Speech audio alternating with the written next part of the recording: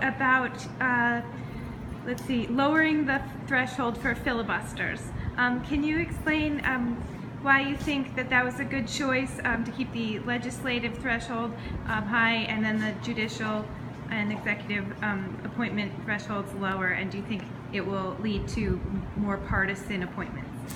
Unfortunately, in 2013, the Democratic leader made the decision to lower the threshold for all judicial nominees except the Supreme Court and for all cabinet nominees.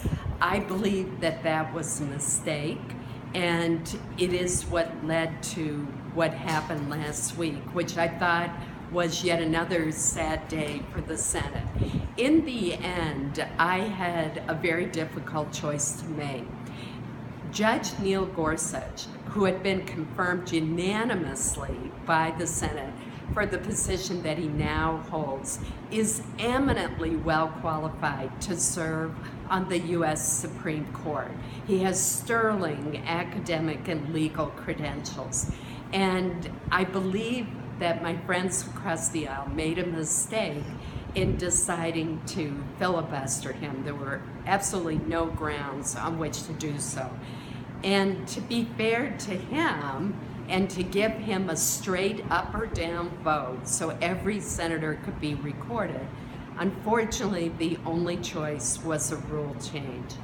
I didn't like seeing that happen, but I also did not want him to be unfairly blocked from serving. I also felt last year that there have been unfairnesses on both sides, and that President Obama's choice of Merrick Garland should have been given a hearing and a vote last year. That was wrong of the Republican leader to block that. So we've had, unfortunately, both sides of the aisle engage in tactics that I think are corrosive to the Senate. But at the end of the day, I did not think that it was fair to a very well-qualified nominee for him to not even be able to get a vote.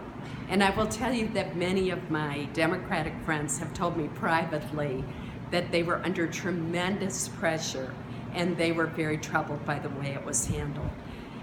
One of my friends in the Senate, Chris Coons, a Democrat from Delaware, I approached about making sure that this wasn't a slippery slope that led to the end of the legislative filibuster, which would have diminished the rights of the minority and led to a decrease in bipartisanship.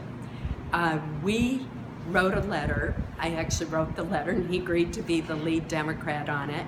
And I was able, with his help, to collect 61 signatures on it, pledging not to further change the rules and curtail the legislative filibuster. We were able to get a majority of the Republican caucus to sign, a majority of the Democratic caucus, and Angus King. And I'm very proud of that effort, and I think it was important from a policy perspective, but also symbolically because it showed that we could work together. Okay, thanks.